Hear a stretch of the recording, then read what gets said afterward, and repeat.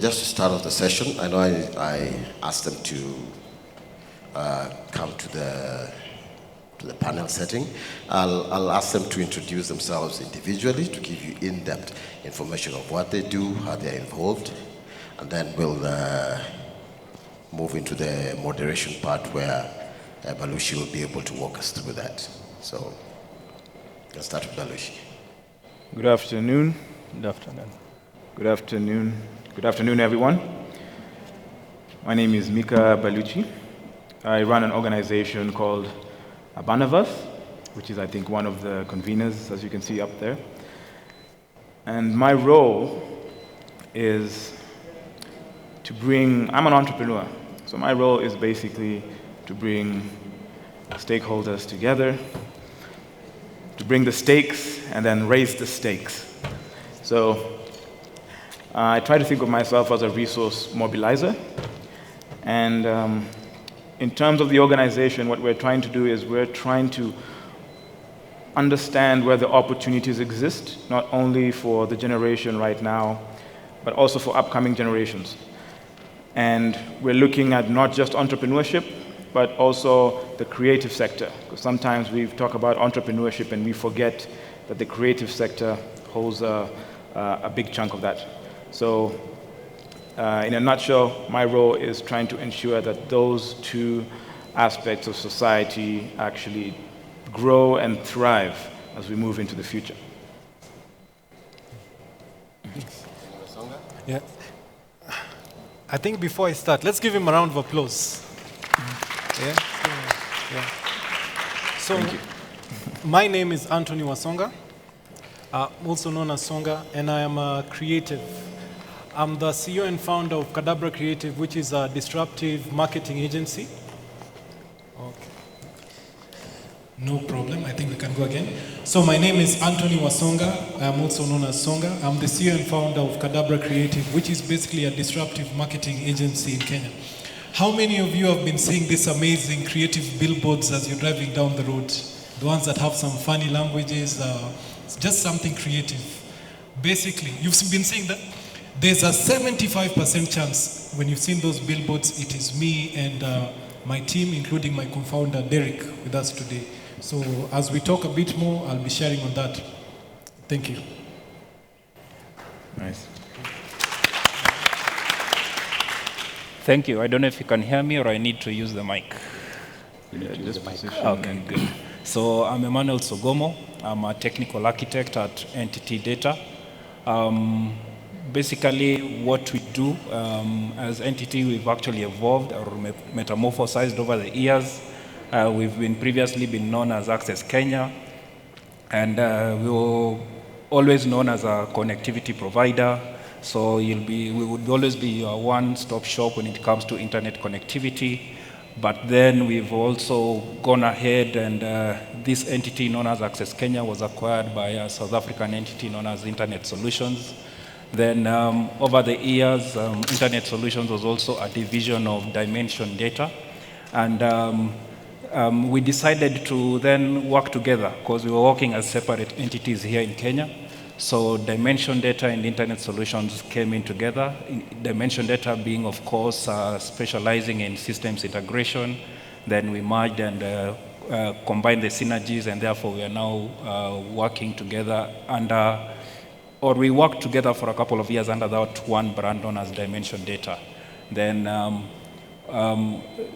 this year, last year in April, we decided that now we need now to work or use the brand name of our mother company all the way in Japan, and that's why we are now called NTT Data. So that has been our journey. Part of the scope of what we do is basically, or my role is to hear our client requirements, those in whichever space they are, whichever the industry, like be it in the media that we shall be focusing on, like right now, how then are we able to plug in and give you an end-to-end solution. So I look forward to this forum, and I hope I've not gone too much in my introduction, but thank you. I look forward. Good afternoon, everyone. Good afternoon. Yes, my name is Samwel Ombogo. I'm the CEO for Media One Company. Basically, we are a media communication organization. We offer strategic media around branding and campaigns. So traditionally what we do is that we plan the media, we buy the media, we monitor the media, then we evaluate the media for you. Thank you.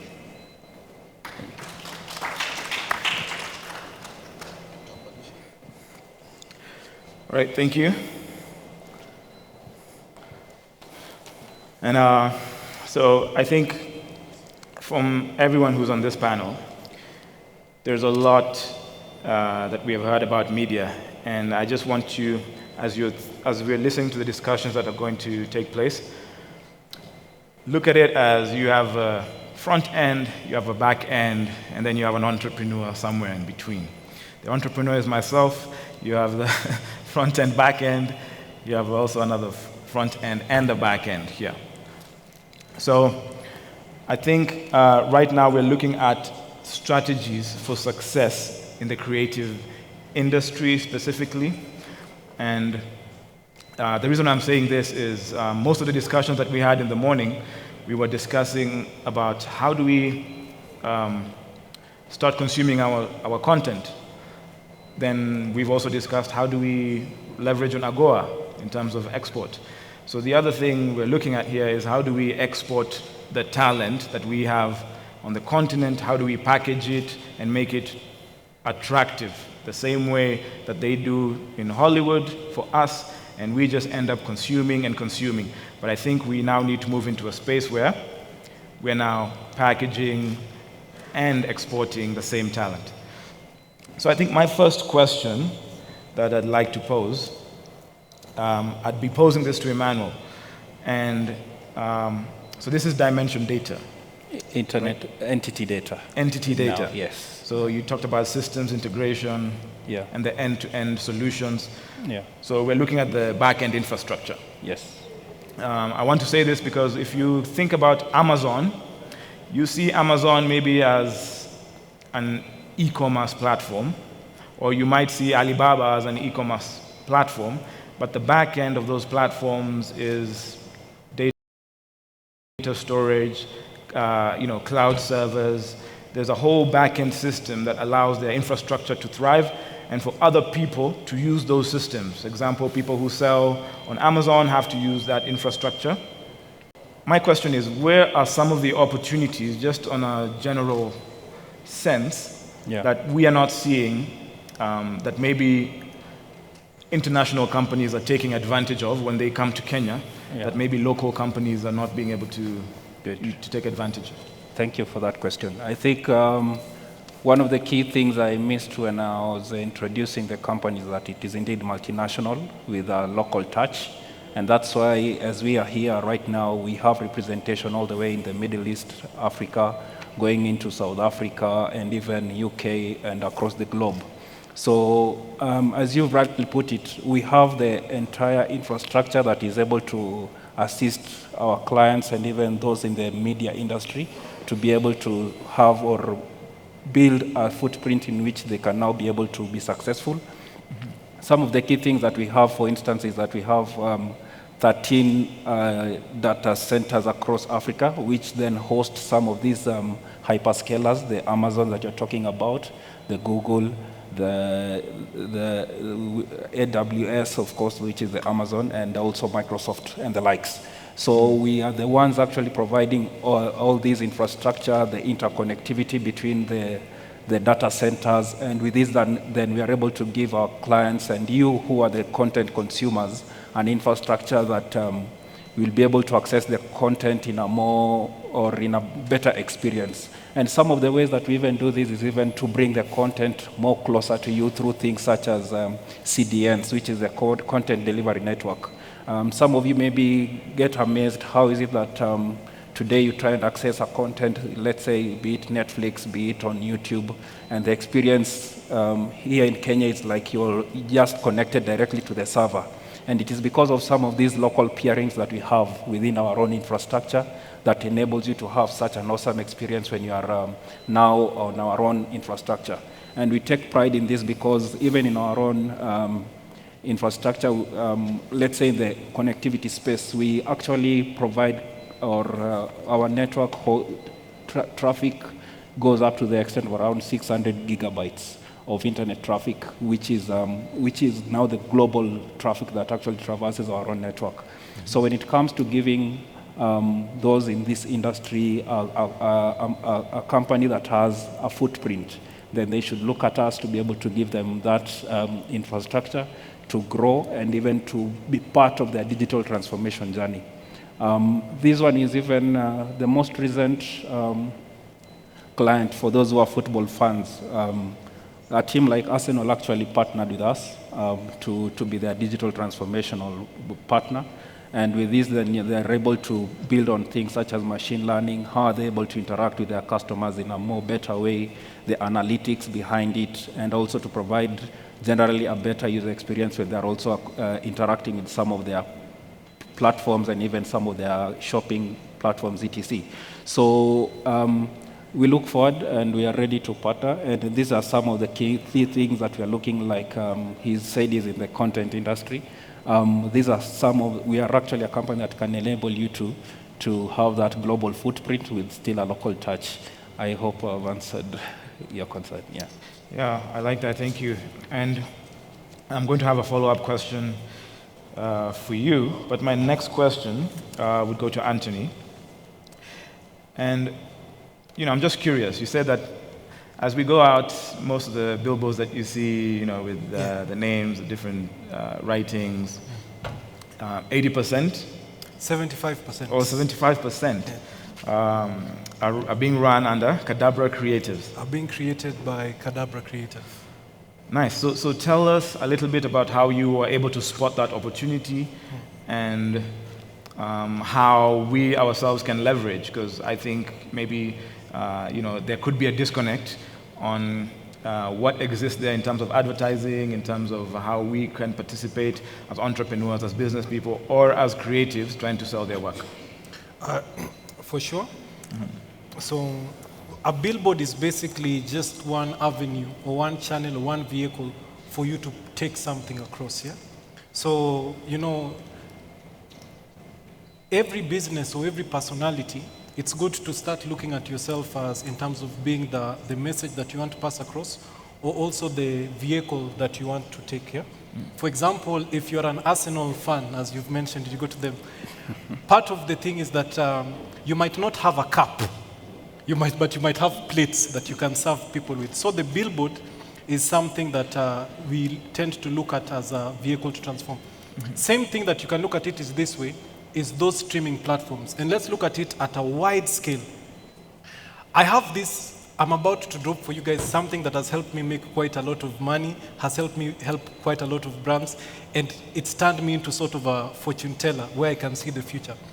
Who can guess how I can tell what the next big thing will be? For example, we have TikTok. You want to know how I knew TikTok would be the next big thing? It's the same way I knew Instagram would be the next big thing. The way what TV used to be. Back in the day, we had the concept of the it girl. And I wish we had a lady on stage with us, but today, girlfriends, I will speak for you guys. So we had the concept of the it girl. It used to be the TV presenters, because every day at 7 p.m.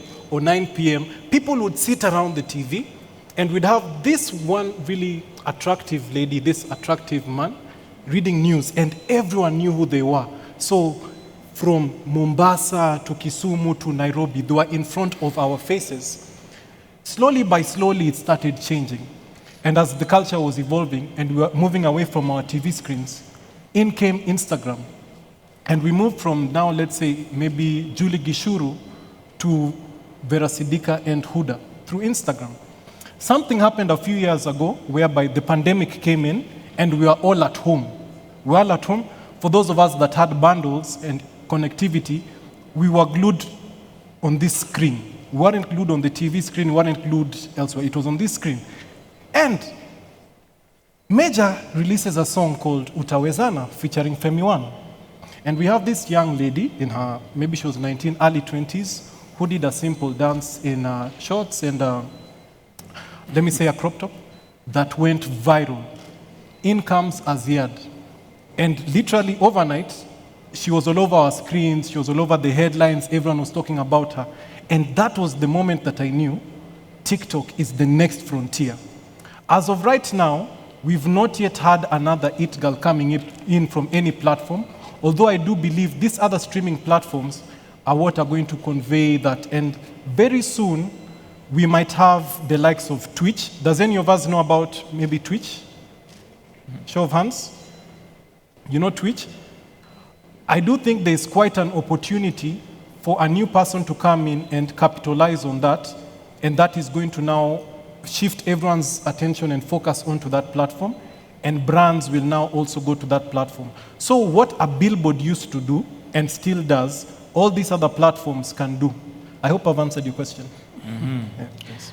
I have understood. I'm not sure you have seen where that opportunity is, but he said he can tell the future. Yes. Yes.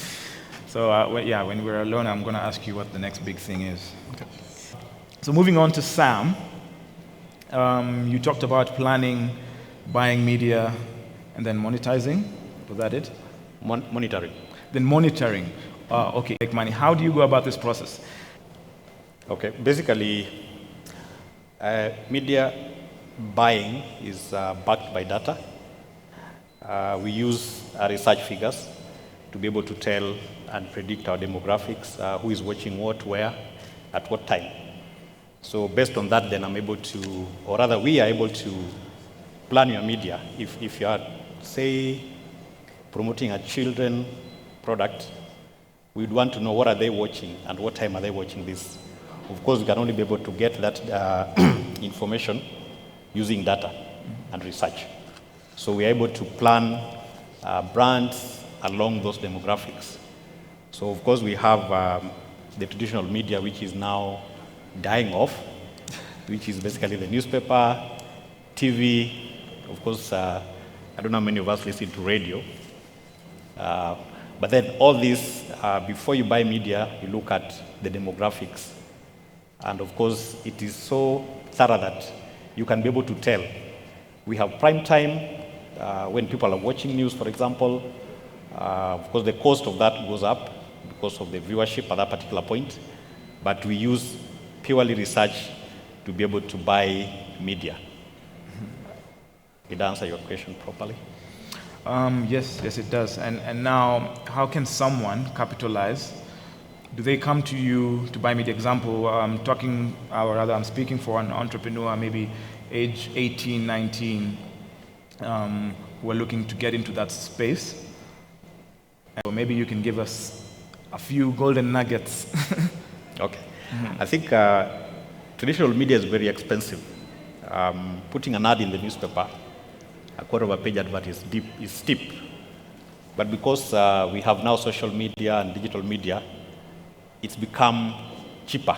You know, you can build your own network, and you can be able to create your own content. You can be able to position yourself using your network, just to be able to, put your message out there. Now, the most important thing is that you should be able to be relevant, so that you know your niche. Whatever you're doing, what is your niche around it? That would be able to help young entrepreneurs who are looking to buy media to move away, so to say, from the expensive traditional media. But allow me just to chime in a bit with your permission. Okay, sure. Because in the industry that we come from, the research and data is very crucial, very crucial. When we talk about 18, it might be the person is 18, or they are speaking to other 18-year-olds, or they want to speak maybe to people who are older. But the service that they offer, I can tell you, is very crucial. It is one of the things that can never be taken away in this process, because it's as simple as, let's say let's say you'd want to, you're a young man, you're in high school, and there's a lady from the neighboring estate that you're interested in. And you want to, maybe girlfriend's day is coming up, you want to get something from her, for her. You would need to know what would appeal to her. So you would speak to maybe a close friend or someone that knows her that will say, for you to appeal to this specific person, this is how you can go about it, this is what you can talk, this is the channel that you can use. And that's why the service that they offer is invaluable for agencies like us and all other brands. Yeah, I agree. The reason I wanted him to spell out why the traditional media is dying out and why the topic that we're discussing today is so relevant, monetizing the digital media, is because there's so much opportunity that exists here, and a lot of times it's the big companies which get in first, and they are able to maximize and in turn even monopolize because they have the money to do it, and before you realize it, the opportunity passed you by. So when we're seeing right now video, TikTok, podcast, blogs, as a user, you're seeing an end product, but there's a back-end product, there's something else going on the sides, and that could be the advertising as you're scrolling, and that's other companies being able to leverage these platforms, in a sense, to advertise and make money in return if you end up buying their products. Now, I've spent a lot of time in Canada, and the media ecosystem is a little bit different. And I've found that it doesn't yet exist in Kenya, or rather, a huge chunk of that ecosystem doesn't exist. For example, if I want to launch a product right now, in Kenya, I'd probably have to create the product. This is the product, I have a pen, and maybe I'd have to go to your company and tell you, okay, I want to buy a space on that billboard, and this is what's going to cost me. And so he gives me that cost. I have to pay up front to advertise my pen, and then hopefully I sell my pen. The same thing, maybe I go to Sammy over there, and he buys the media for me, and he bills me, and then I end up figuring out, did I make a profit or not?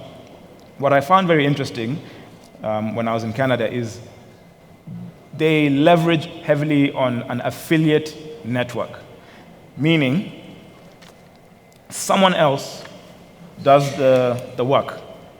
Someone else monopolizes the billboards. Someone else builds a following. And you go to a media network, let's say like Sammy's, and instead of having them buying print media or buying, let's say, Facebook ads, they actually have a catalog of 1,000 affiliates. Let's call them 1,000 influencers. And so when you want a product, what they would do is you have your product, you bring it to the media network, and then you can advertise the product and you pay after a sale is made. So this allows you as an upcoming entrepreneur to reduce your barriers, meaning your costs are now lower because I don't have to pay for this pen until it's sold. And so I can tell Sammy, my pen costs 100 Kenyan shillings. You're going to sell it for 150. You keep 50, I keep 100. Or he decides we're going to do a revenue share. So he'll keep half the money, he'll pay his affiliate, and then I just make money after the sale is made. So I'm hopefully trying to see if we can steer the ecosystem through some of these discussions on building something a bit more sustainable. Now, I was going to come back to you on a question. And I think we're still discussing the opportunities and just trying to have an eye-opener for people. You know, someone might see something and plug in.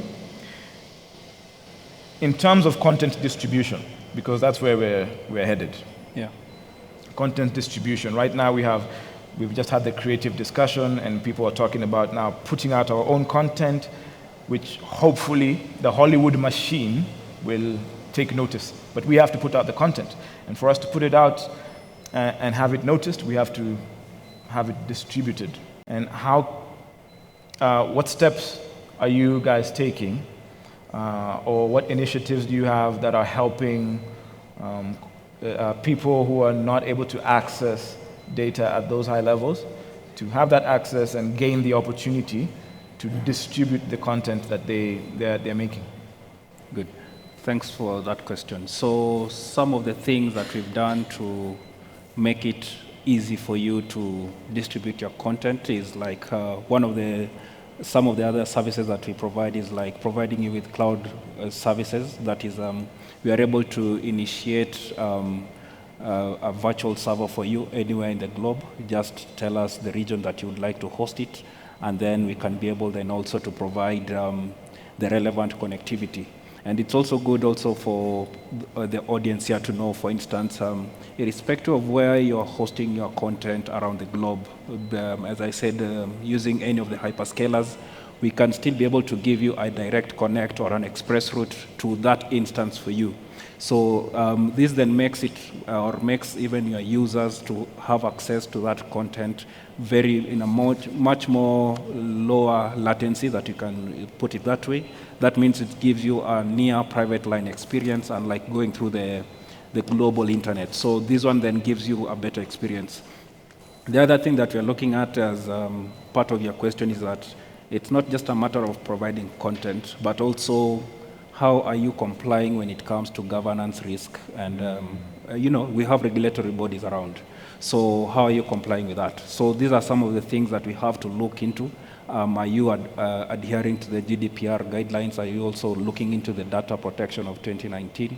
Are you complying? So is the data that you want to be accessed even, does it comply? Does it, for instance, is it data that's supposed to move out of the jurisdiction of 254? Or is it something then that can be consumed outside there? So these are some of the things that we sit together, discuss with you, be it you as a content creator or a consumer, so that then you are able to comply. We are becoming, everyone is nowadays on the spotlight, or the spotlight is on you just to ensure, are you adhering?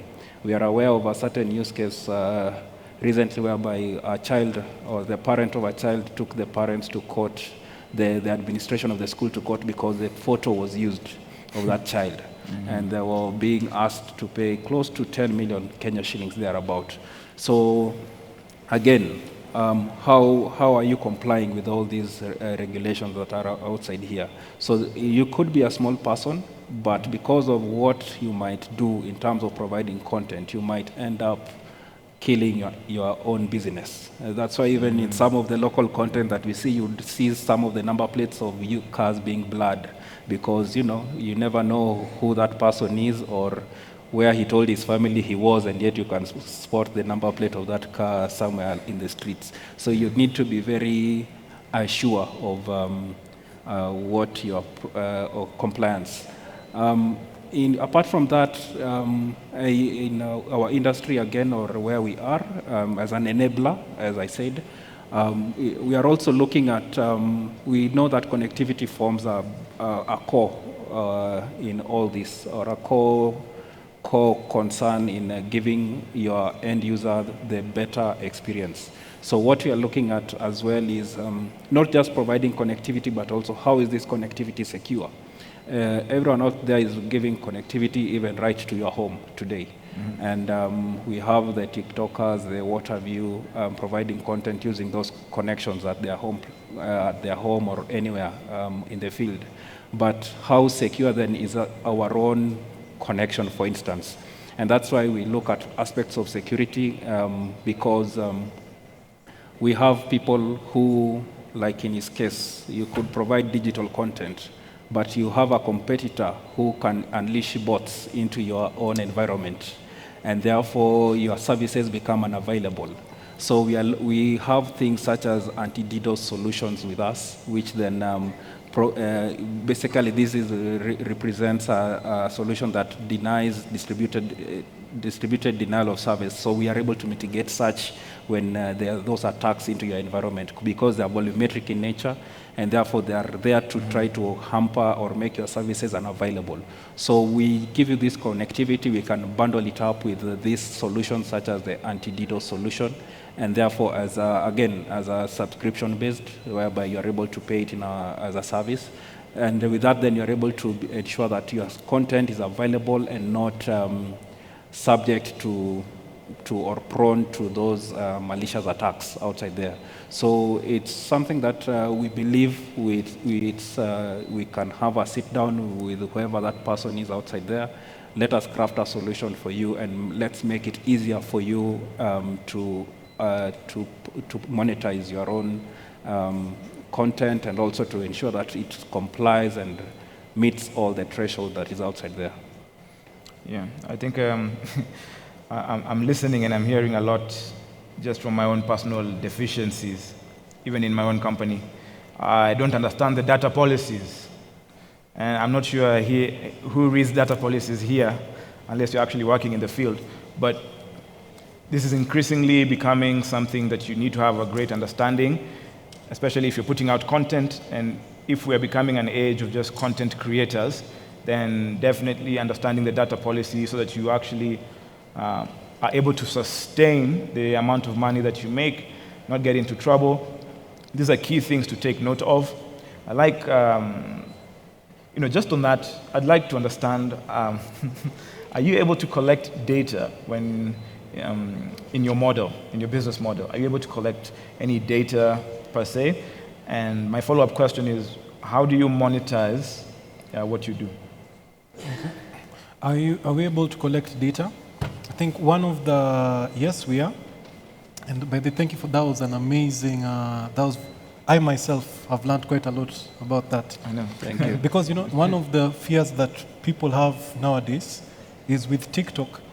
Have you ever gone to someone's TikTok profile and they say, do not like more than 3 videos, 3 Gen Z's in the house. Musiniache peke yangu. You do know that, yeah? And even Gen X, you are allowed to be on TikTok, yes? So they say that if don't like more than 3 videos, because if someone comes to your profile and likes a lot of your videos, you stand the risk of losing your account. So I think what you guys offer is really powerful.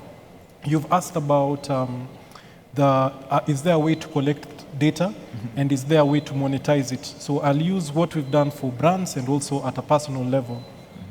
I think data, it's very easy to tell that if you've been experimenting with different kinds of data, what people are responding with, yeah? If you think you can sing, but every time you try and sing, you only get 2 views, the retention is very low.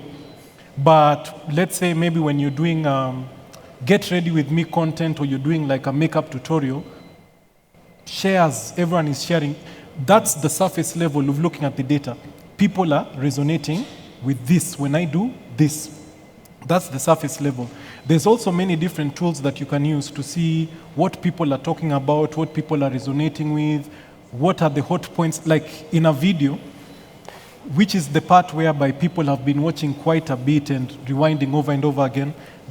AI and technology nowadays allows us to really understand. Let me tell you people, the information that advertisers have on you, that we know you people to such a deep level, it will even really scare you. So there's that, it's so deep, So there's that type of figure. For monetization, this one, you don't have to be a content creator, you don't have to be a brand. Let's say you're someone who is, let's not focus on Gen Z too much. Let's say you're a Gen X, you've just recently retired from your 40 years in government, maybe you worked for KRA, so you're an authority on your field, you're an authority when it comes to tax. You know what you can do? You can actually go to TikTok and talk about different things about taxes, different cases, and do it in a way that is engaging, that shows your expertise. And slowly by slowly, you'll start standing out and you become a consultant. People are like, hey, I'm starting this business. I don't know how much I need to pay. This e-Teams transfer is really confusing. By putting yourself out there, now you're able to, you're able to now monetize by putting your brand. You don't have to be a content creator. If you're a cook, if you're a chef, if you're a tailor, use that to put it out there. There's a friend of mine who is currently studying automotive engineering, and I tell him, he says his favorite car is a BMW. Imagine, BMW, not Mercedes. What? He says that's his favorite car. I told him, why don't you start building content around this BMW, around what the common fixes are, around, let's say, things that you need to look out for, what would be the most common thing a fundi might try and steal. Any of us can use that platform to monetize. And another way, if you're a content creator and you gain credibility, you can also now use, other brands can come to you, like Cadabra might come to you and say, hey, We've seen you do a lot of content around, let's say, maybe cooking. One of our clients is Royco. Can we do a video of you whereby you're cooking this recipe and you're bringing Royco in, alafu tunakusukumia ile pesa unataka, which is basically, we'll give you the money that you want because we have that platform. But there's so many ways to monetize on social media. Don't think that you have to be a dancer. Don't think that you have to be an influencer. Don't think that you have to do gossip. Anything that you want to do, you can do it, build your brand, go get on TikTok, get on YouTube, and then also get on LinkedIn as well, because that positions you as a thought leader. Thank you so much, Anthony. I think you have a wealth of knowledge, and I'd really like to keep digging through. However, we have about 5 more minutes to go, and I'd like to pose just one last question, and I'd pose this to Samwel. Right now, again, I'm going to steer back into opportunities, the opportunities that we're looking at, but what can you see? What brands have you seen coming to your organization? What is the trend that they are following? What are the requests that they're making that is allowing you to spot some type of opportunity that is coming? Thank you. That's or even just yourself. What have you spotted that you think this can be the next thing that people should plug into as media companies? I think one of the biggest opportunity that we face every day is how you package your brand. Of course, you do not want to sell cheap. You have to position yourself in terms of who you are, what you do, and how you do it.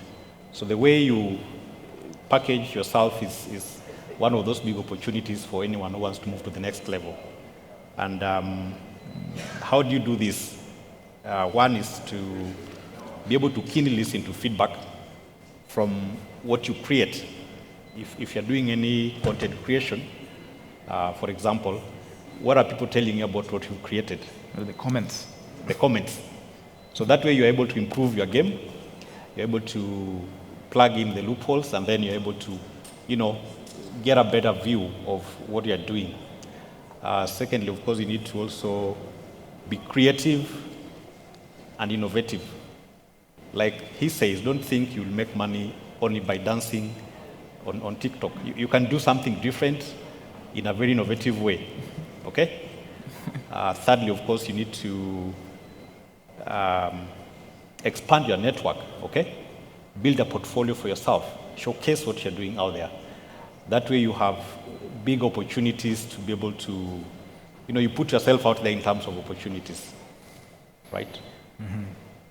Yeah. Thank you so much, Samwel. And I think I'd just like to get maybe some closing words from Anthony and Emmanuel. So I think, so in closing, what I will say is this, at the end of the day, all these technologies and all of these platforms that we have, it's just a tool. It's how we use it, and it's how you capitalize on it. But personally, I can tell you that the world is changing. Don't be left behind. Don't think that because you're this big guy that goes to the gym every day, I will not open a TikTok account because that is something for weak people. No, just get on these platforms and build your brand. The world is open. And you can also find a lot, you can use it for what Samwel does as well, about research. You can tell what people really like nowadays. So we have gold and we have an opportunity, but not everyone is using it. Maximize on it, and let's all get rich and buy Range Rovers. Thanks. Amen. To finalize, what I can tell all of us out here, let's be authentic. I think one of the things that I've really observed with those who are actually in the digital space and monetizing it, it's just be authentic. Stick to what you're good at. If it's cooking, stick to it. If it's talking about anything techie, anything, be it a household item, just be authentic, be yourself. Don't try to be somebody else, and you'll be able to create a content that you can actually be able to monetize it. That will be all from me. Thank you. Thank you so much, Emmanuel. I'd like to just say thank you again to the panel that has joined me here. I think there's a lot that has been discussed. With that being said, thank you for being an engaging audience and listening to what we've had to say. I hope this has been an insightful session. And thank you. Round of applause for the panel in front of you. Are there questions? We have a question. Quick question? Yes, please. So what I'm saying, you talk about media, how you can uplift people to come up, people in rural areas. You don't talk about that. Somebody have a content, maybe a village boy. I can go to the village, put their content in the platform. It will become a hit. How do you protect that kind of a person who has put that content? How do you help him, that kind of a person, to grow? Because maybe you have a smartphone. I'm in the village, I'm in Nyeri, I'm a Karitina. There's somebody put a content, somebody dance, and somebody uploading the video. I'm a YouTube, TikTok, how you talk it about, and then it become well viewed because I've done put content. How that can translate to that poor girl or a lady or a small lady, and how can it work? All right, thank you. Yeah, those were good questions. I think for this specific panel, I'll direct one of the questions that you asked. The second question, we have our AGOA expert somewhere in the audience. I'll just make sure that you're able to see him, and that way he can provide some more insights. But you did raise a concern that we are also trying to address as we have our discussions. And that concern is, how do we create our own stuff? How do we create our own products? How do we create our own content? And then how do we love it and distribute it locally, consume it locally first, before we can now start exporting it, before we can start exporting the content, exporting the products. So it is a discussion that's ongoing. First question you asked is, how do we help the person who's a content creator, maybe in the rural areas, and then they create nice content that goes viral? How do you help them move forward? Okay. So, do you want the real answer, or do you want the politically correct answer? You want the real answer? I'll give you the real answer, because you've come authentically. This is the reality. Yeah? For a lot of these people that come up, there's a lot of lack of awareness that will lead to a lot of exploitation. I'm speaking as someone who runs a media agency, and I always try and fight for the creative. But the reality is not most of them will do that. You'll have someone who has come up overnight, they're getting a lot of views, they have attention. And in today's day and age, let no one lie to you, there was a time when having many cows was attention. There was a time when having having many cows was money. There was a time when having a lot of land was money. Nowadays, let me tell you the truth, attention in this day and age of digital, that's the biggest currency you can have. But sadly, for a lot of these people in the rural sectors that are, although some kienyeji TikTok wamechanuka, which is some people in the rural areas are aware, but some people aren't. Chances are very high that these people are really going to be exploited. They are not going to get their full share of money. I have been in part of conversations whereby a brand will say, we want to work with this specific person, they are trending right now, we are going to put aside this amount of money for them. Let's just say 700,000. By the time that money is reaching from the brand to the agency to the person, it's come all the way down to 70,000. And since that is someone who has been struggling, maybe is starving, that 70,000 seems like a big deal. So the reality, what we can do is just try and be more vocal about this. But content creation and advertising, it's very cutthroat. There's a lot of exploitation. A lot of people are exploited. And we see them every day. People like Steve Simple Boy and the likes, even Bradley the Giant. So unfortunately, there's not much that can be done. We need enough of these people to be hurt and to be injured for it to come into like the public consciousness. So thank you for bringing up that point. Yeah, if I can add on to that, as I rightly put it, of course, awareness is one of them. And then we have the government agencies and also the legislative, who then need to come up with laws to protect the content creators. Because as you are aware, until it becomes law and it is enforced, that is when that small person, even right now we're talking about farmers, and that small content creator then will be able to get their own share of that money. So the legislative bit has to come in as well to be able to enforce, or then once enforced, then they'll be able to get their rightful part or premium from it. Yeah. Thank you. So a round of applause again to the panel. They've gone quite deep in